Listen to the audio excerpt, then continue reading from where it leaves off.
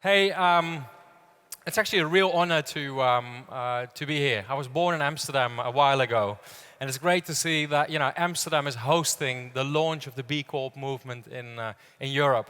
So I'm excited to tell you a little bit about Ben and Jerry's and the things that we do, and the reason why we actually so much involved in B Corp and champion the movement. It is actually the first time as well that I actually appear on a stage after a banker. So for the guys that were in the workshops, Mr. Beerman had a fantastic story about Triodos Bank. I think it's a special bank. And I have to admit as well that he convinced me so much that I'm going to put all my money on this banker, which I haven't done yet.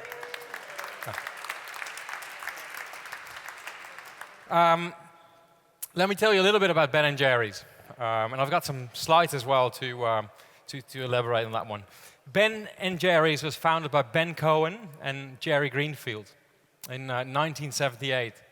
They were high school friends, and at some point, in their lives, they thought we got to find ourselves a job, and that didn't work really well. So they were searching and tried all kinds of things, and ended up starting an ice cream parlor in 1978 in Burlington, Vermont, selling ice cream in a state up north in the US, where it snows about 6 months a year. But they fundamentally believed that their ice cream was so special, and it was a student town, that would, going to make good business for them. And actually it did. So a year later, they celebrated Free Cone Day. They actually started to hand out free ice cream, like we actually did today, and I think you guys, have enjoyed that, so that's good. Basically to thank our customers for their custom, for the fact that they actually came to our shop and bought our product.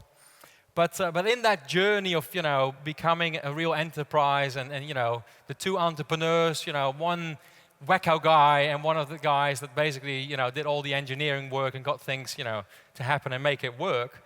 There was an evening that I think is worthwhile to mention here when you talk about B Corp and talking about using business as a force for good.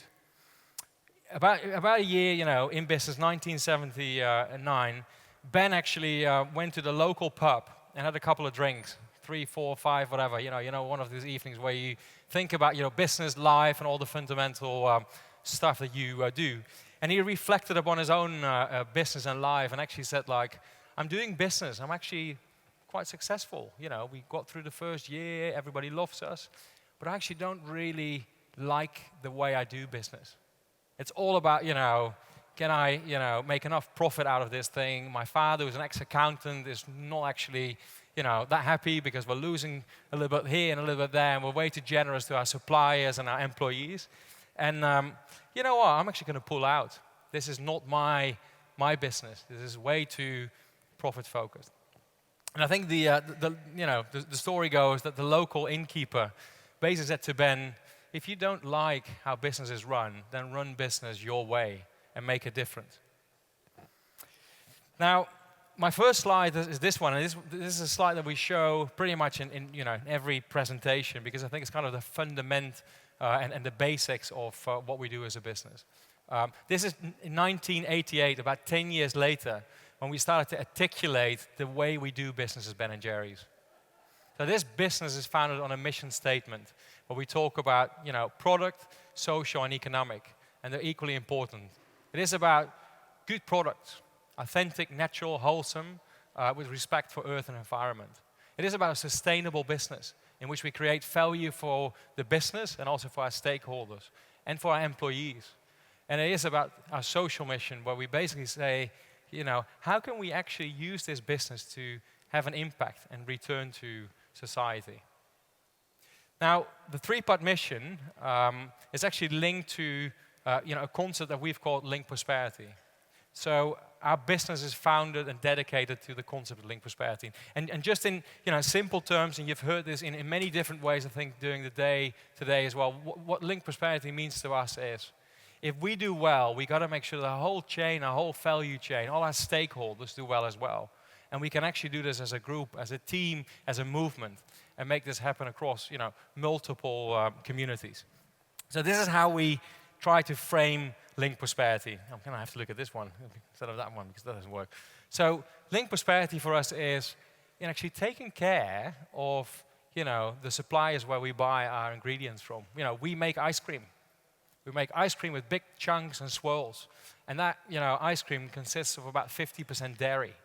Now, we work very closely with our farmers in Vermont and Holland to work on sustainable dairy and to actually pay a fair price for the dairy that we source.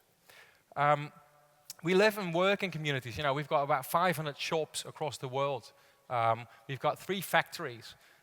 In working with all of these people, we got to make sure that everybody benefits from that business that we're building as well. So we pay a livable wage. We try to make sure that that is the safest factory that we can have on Earth, and that safety is a key topic in everything we do. We work with our shops across the States and across Europe to actually train people and to help them actually move through the cycles of running a business at Ben & Jerry's. And then last but not least, we sell our products to people. We are a real business.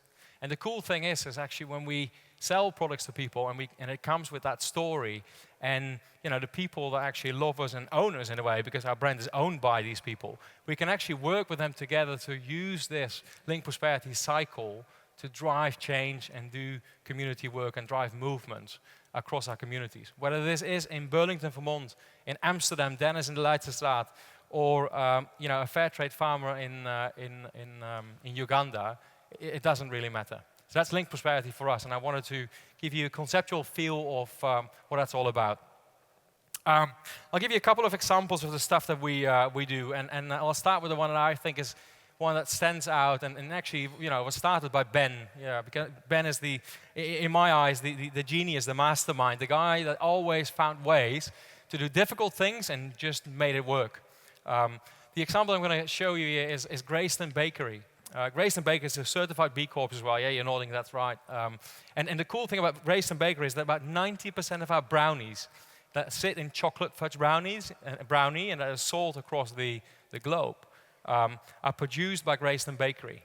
Grayston Bakery actually enables ex-convicts to return back into society. So people come, honestly, straight out of jail, and we actually say, come work for Grayston, and we train you to actually work in a factory and bake brownies. And these brownies go into our products. And the cool thing is that through that apprenticeship, through that working, it's much easier for them to then return back into society and move on to their next job and really, don't get into that vicious cycle of returning back into jail again. So I think that's a great example. The other thing that we did, and that was not an easy one, is that we said to ourselves, we got to pay a fair price to our farmers. Vanilla, sugar, cocoa, banana. So how can we use the fair trade movement and work with the fair trade movement to certify all of the stuff that we put into our products? So from 2010 onwards, we've more or less certified everything and made it into fair trade sourced cocoa, vanilla, and so on. And then the last one is, we're also a company that is there for its employees, and our employees have got values and beliefs. And that was one of the reasons why already in the early days we decided to support in pretty much every state in the US, but later on in Europe as well, to support the legalization of same-sex marriage. I know in Amsterdam that's not a big thing, but I'll tell you there are many communities, many countries in the world where that is still something to be moved on. And I think the beauty of our company is that we can use that to amplify and move things in the right direction. So just to give you a feel about some of our values. Another thing that we do is since we believe in social enterprise, we believe in caring capitalism and many other words you'll probably hear across the presentations and during the day, is we actually have got an annual competition called Join Our Core, where we actually ask young social entrepreneurs to compete in a way against each other and engage with us in that competition. Deepak, one of the winners from 2013, Denmark, great little business. Talk to Deepak about what the guy is doing. Because we really believe that young social entrepreneurs that think, beyond the P&L can make a difference in this world, and that's why we actively support this. And the nice thing as well is that it's not just about them. we actually get a lot from you as well, and you don't know that yet. But the inspiration that those young guys and girls give us will help us again to further move our business and become even better in that space of social impact business. Now, I wanted to add this slide to this presentation because we're often being questioned and quizzed about what happened to Ben & Jerry's in 2000 when this big Anglo-Dutch food FMCG corporate bought the little guys from Vermont. I think just to be very honest and transparent about that, the co-founders weren't sure about that. Full stop. They sold, in the end, Unilever became the 100% owner of Ben & Jerry's. But I think there was one unique thing in that whole acquisition deal. And that was that Ben & Jerry's still would keep the independent board of directors, who would basically be responsible for the integrity of the brand and the social mission. It's been a unique clause in that acquisition agreement, and I don't think it has ever been repeated in the world of business today.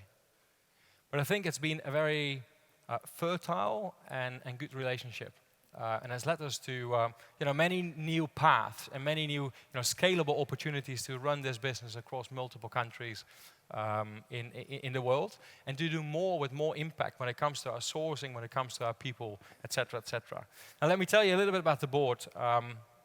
It's just a great board, by the way. Can you imagine? We've got quarterly board meetings with a real bunch of social activists. People that work for Greenpeace, people that work for foods and civil rights movements, people that actually run NGOs.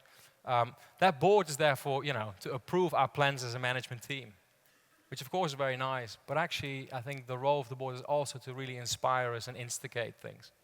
One of the things that they instigated was to become a B Corp certified company. So we became B Corp certified in 2012 in the US through a US business.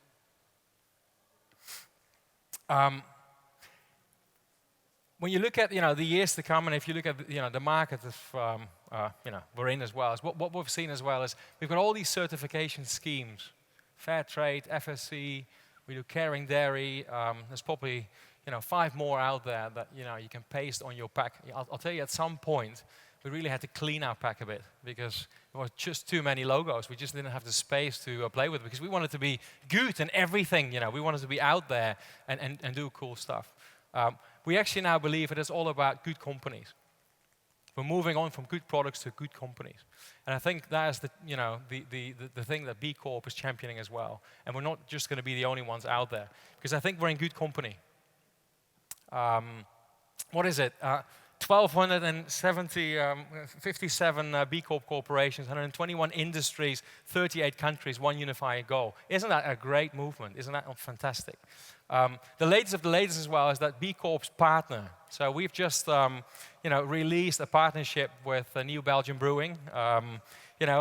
Salted caramel ale in our ice cream, and actually there's a beer as well, quite exciting. I'm actually waiting for the next marriage here is with Tony, so Pascal and Frans. Let's work that. I think it's going to be very exciting to really do more stuff together. Now, on a serious note, when it comes to the B Corp assessment, one of the things that it does for us as well is it's good to do the assessment and get a feel for where you are as a business, but it's never an output goal. It's always a way to drive progress and to really move up the ladder. So the good thing is we started at 89 points. We're now in triple digit 101. I guess we need to show even better in the next round up. But it really drives internal culture as well. It helps us to quantify stuff, because sometimes what you measure, there's a famous line on that one, will happen. So very good, and I think it's very, very good to see more of that in our company and drive that. And even for companies that are not yet there, that want to go into certification, use the assessment tool to see where you are as a business and inspire yourself to move up the ladder. I was actually inspired by Ben 6 years ago when he tried to explain this to me. It made perfect sense to me.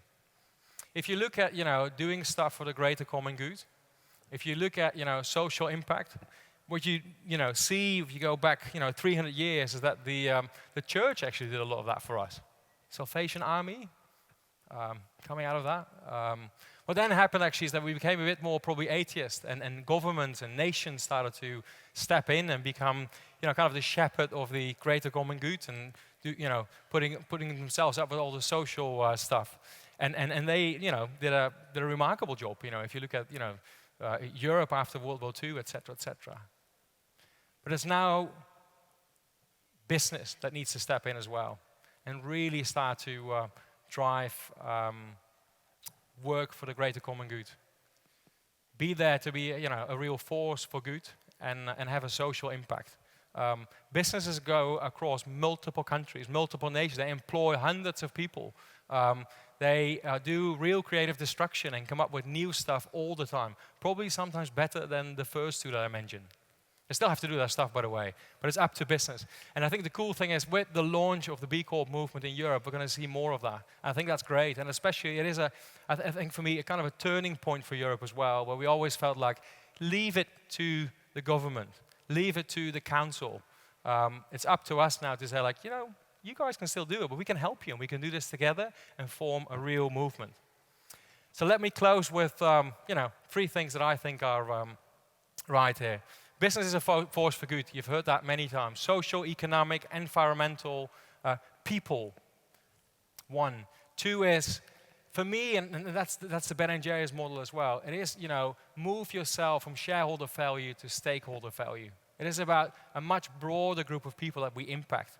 And isn't it nice that you come home and say, like, well, it's nice that we put just, another 10 euro in my Triodos bank account. But actually, through that business, I've actually impacted the lives of people every day. Thank you very much, and let's build that B Corp movement in Europe.